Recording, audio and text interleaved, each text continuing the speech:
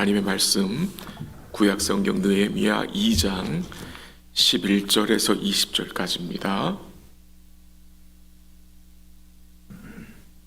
느헤미야 2장 11절에서 20절까지 한 절씩 교독하기로 하겠습니다. 11절 하나님 말씀입니다. 내가 예루살렘에 이르러 머무른 지 사흘 만에 내 하나님께서 예루살렘을 위해 무엇을 할 것인지 내 마음에 주신 것을 내가 아무에게도 말하지 아니하고 밤에 일어나 몇몇 사람과 함께 나갈새 내가 탄 짐승 외에는 다른 짐승이 없더라. 그 밤에 골짜기 문으로 나가서 용정으로 분문에 이르는 동안에 보니 예루살렘 성벽이 다 무너졌고 성문은 불탔더라. 앞으로 나아가 샘문과 왕의 못에 이르러서는 탄 짐승이 지나갈 곳이 없는지라. 그 밤에 시내를 따라 올라가서 성벽을 살펴본 후에 돌아서 골짜기 문으로 들어와 돌아왔으나 방백들은 내가 어디 갔었으며 무엇을 하였는지 알지 못하였고 나도 그 일을 유다 사람들에게나 제사장들에게나 귀족들에게나 방백들에게나 그 외에 일하는 자들에게 알리지 아니하다가 후에 그들에게 이르기를 우리가 당한 공경은 너희도 보고 있는 바라. 예루살렘이 황폐하고 성문이 불탔으니 자 예루살렘 성을 건축하여 다시 수치를 당하지 말자 하고 또 그들에게 하나님의 선한 손이 나를 도우신 일과 왕이 내게 이른 말씀을 전하였더니 그들의 말이 일어나 건축하자 하고 모두 힘을 내어 이 선한 일을 하려 하매 호른 사람 산발렛과 종이었던 암몬 사람 도비아와 아라비아 사람 게셈이 이 말을 듣고 우리를 업신여기고 우리를 비웃어 이르되 너희가 하는 일이 무엇이냐 너희가 왕을 배반하고자 하느냐 하기로 같이 하죠. 내가 그들에게 대답하여 이르되 하늘의 하나님이 우리를 형통하게 하시리니 그의 종들인 우리가 일어나 건축하려니와 오직 너희에게는 예루살렘에서 아무 기업도 없고 권리도 없고 기억하는 바도 없다 하였느니라. 아멘. 느헤미야가 이 바사왕 아닥사스다의 허락을 받아서 수산궁에서 예루살렘까지 약 1500km 900마일이 넘는 거리 먼 거리를 왔습니다. 하나님은 느헤미야의 기도에 은혜를 베풀어 주셨고요. 그가 예루살렘에 무사히 도착할 수 있었습니다. 오늘 본문 11절에 보니까 내가 예루살렘에 이르러 머무른 지 며칠 됐다고요? 사흘 만에 라는 말씀이 나옵니다. 도착했는데 사흘이 지났습니다. 이 사흘 동안 느헤미야가 무엇을 하였을까? 그 먼 길을 오면서 느헤미야 마음속에 얼마나 많은 생각들이 있었겠습니까? 가서 이 일도 하고 저 일도 하고 참 많은 생각을 하고 왔을 것입니다. 그러나 느헤미야는 사흘 동안 별로 한 것이 없는 것 같습니다. 그가 가만히 있었던 것 같습니다. 그가 성급하게 행하지 아니하고 신중하게 있으면서 서두르지 않고 그가 기도한 것으로 생각됩니다. 오늘 본문에서 사흘 동안 느헤미야가 기도했다는 언급은 없습니다. 근데 그렇게 추측할 수 있는 것은 12절 내용 때문입니다. 12절 한번 같이 읽어볼까요? 시작. 예루살렘을 위해 무엇을 할 것인지 내 마음에 주신 것을 내가 아무에게도 말하지 아니하고 밤에 일어나 몇몇 사람과 함께 나갈새 내가 탄 짐승 외에는 다른 짐승이 없더라. 그 12절 앞부분에 어떤 내용이 나옵니까? 내 하나님께서 예루살렘을 위해 무엇을 할 것인지 내 마음에 주신 것이란 말씀이 나옵니다.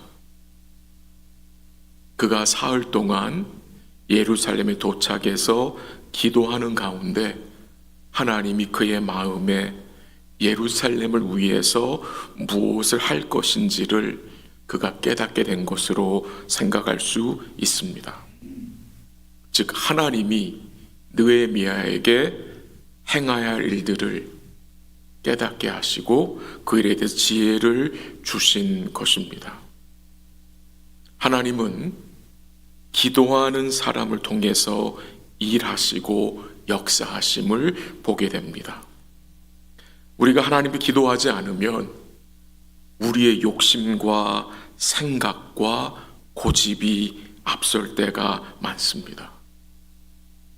우리의 고집과 생각과 나의 그 욕심을 기도를 통해서 어떻게 해야 합니까? 말씀을 통해서 계속 눌러주어야 합니다. 계속이 올라오잖아요, 내 속에서. 그 생각을 눌러주어야 주의 뜻에 행복할 수 있고 우리의 생각을 하나님의 생각에 맞출 수 있습니다. 느헤미야는 하나님께서 주신 마음을 사람들에게 말하지 않았다고 합니다. 그리고 밤에 일어나 몇몇 사람들과 함께 예루살렘을 둘러보러 나갔습니다. 야간 시찰을 한 것입니다. 그리고 그의 눈으로 성벽이 다 무너진 것과 불탄 성문을 보았습니다. 모든 것이 다 무너졌기 때문에 자신이 탄 짐승이 지나갈 곳이 없을 정도로 황폐했다고 했습니다. 예레미야는 예루살렘의 상황을 잘 파악한 것 같습니다. 이제 본문 17절 가볼까요? 17절 시작. 후에 그들에게 이르기를 우리가 당한 공경은 너희도 보고 있는 바라. 예루살렘이 황폐하고 성문이 불탔으니 자 예루살렘 성을 건축하여 다시 수치를 당하지 말자 하고, 드디어 느헤미야가 백성들에게 다시 성을 건축하자고 말합니다. 이 느헤미야가 밤에 나가 시찰을 하면서 자기가 탄 짐승이 지나갈 수 없을 정도로 이 예루살렘 성이 황폐한 것을 보고 그는 자포자기하지 않았습니다. 그 현실을 봤어요. 근데 그는 자포자기하지 않고 어떻게 합니까? 이제 백성들을 모아놓고 다시 이 성을 건축하자고 말합니다. 기도하는 느헤미야의 눈에 이 황폐한 예루살렘이 이것을 위해 우리가 건축하겠다는 마음을 갖게 된 것입니다. 그리고 18절에 백성들에게 그가 무엇을 증거했습니까? 한번 18절 읽어볼까요? 시작.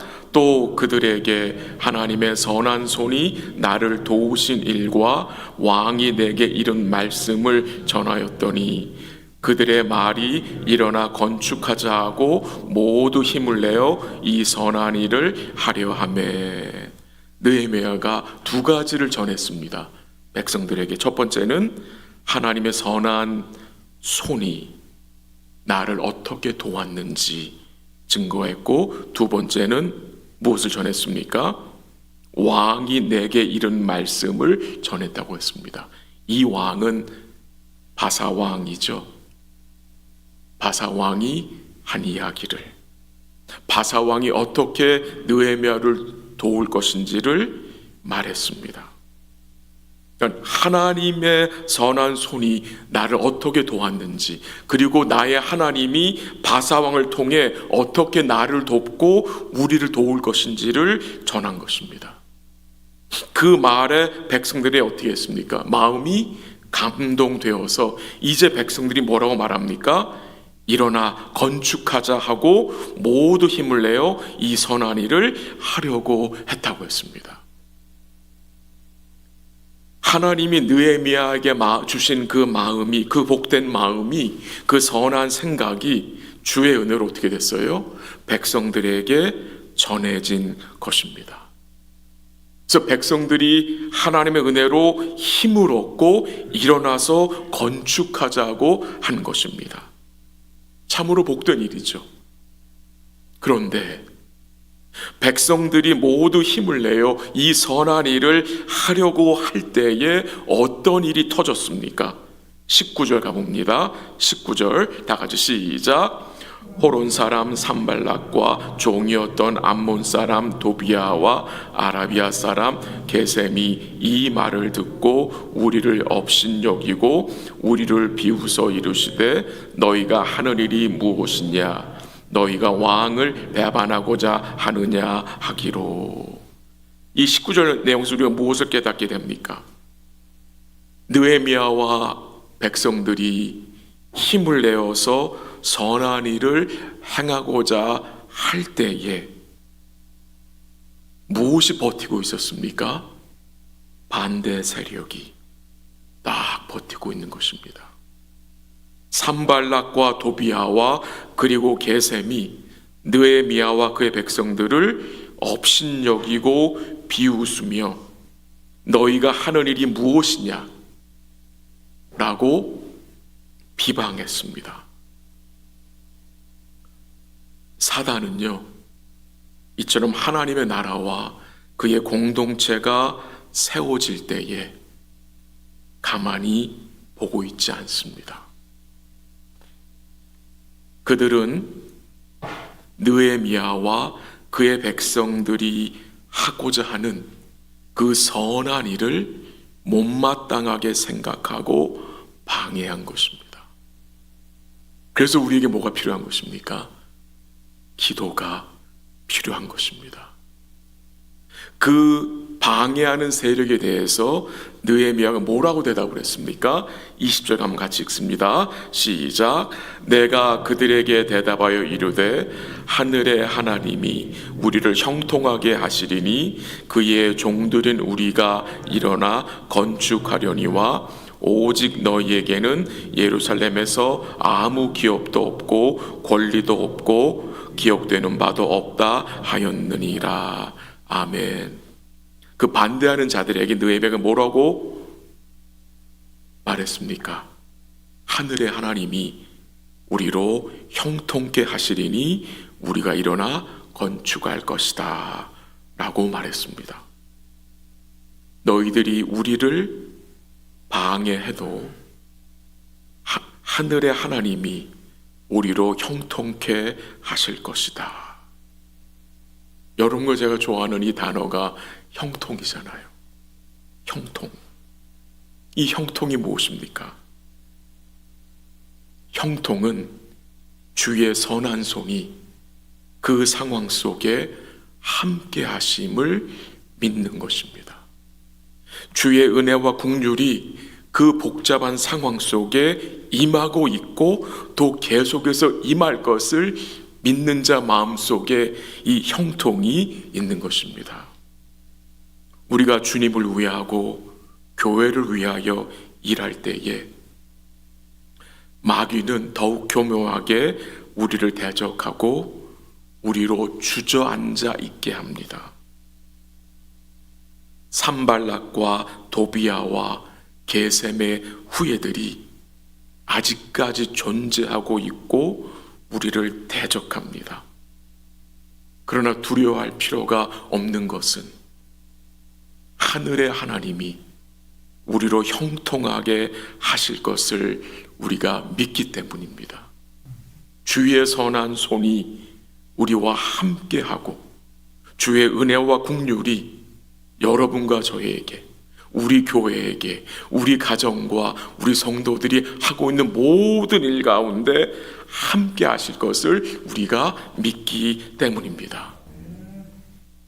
이 성벽을 다시 세우시는 분이 누구입니까? 느헤미야가 아닙니다. 하나님이십니다.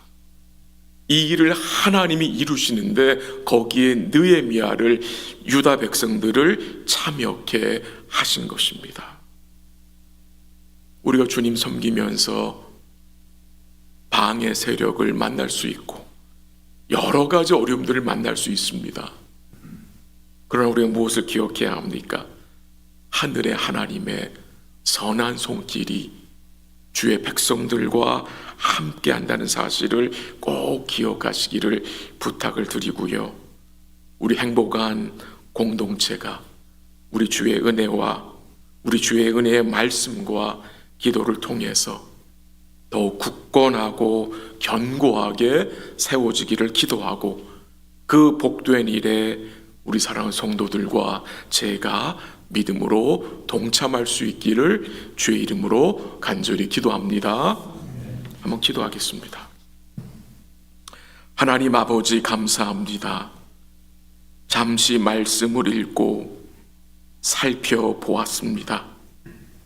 왜 우리가 기도해야 하는지, 왜 우리가 말씀에 깨어 있어야 하는지 다시 배우게 하심을 감사합니다. 사랑하시는 주의 백성들과 주의 종들, 주님을 섬기다가 낙심하지 않도록, 방해 세력 때문에 좌절하지 않도록 주님 붙들어 주시기를 기도합니다. 혹시 낙심하고 지친 자들이 있다면 주님이 다시 말씀과 성령으로 일으켜 세워 주시옵소서. 주의 선한 손이 우리와 함께 하심을 기억하게 하시고, 오늘 사랑하는 주의 백성들이 하늘의 하나님을 바라보게 하옵시고, 우리가 처한 모든 상황 속에 이미 주의 은혜와 긍휼이 임하고 있고 주 예수 그리스도를 통해서 지속적으로 임할 것을 우리 사랑하는 성도들이 굳게 붙잡고 살 수 있도록 주님 도와 주시옵소서. 우리 행복한 공동체가, 주의 몸된 교회가 주의 은혜와 말씀과 기도로 더욱 견고하게 세워지게 하옵시고, 그 복된 일에 우리가 감사함으로 겸손함으로 동참하고 참여할 수 있도록 도와 주시옵소서. 기도하는 주의 백성들을 긍휼히 여겨 주시고, 우리 마음속에 주의 평강과 은혜로 충만케 하옵시고, 또한 우리 주님께서 어려움 가운데 죄 있는 백성들에게 회복의 은총을 주님이 허락하여 주시옵소서. 모든 것 주께 감사드리며 예수님의 이름으로 기도합니다. 아멘. 기도하시다가 돌아가시기 바랍니다.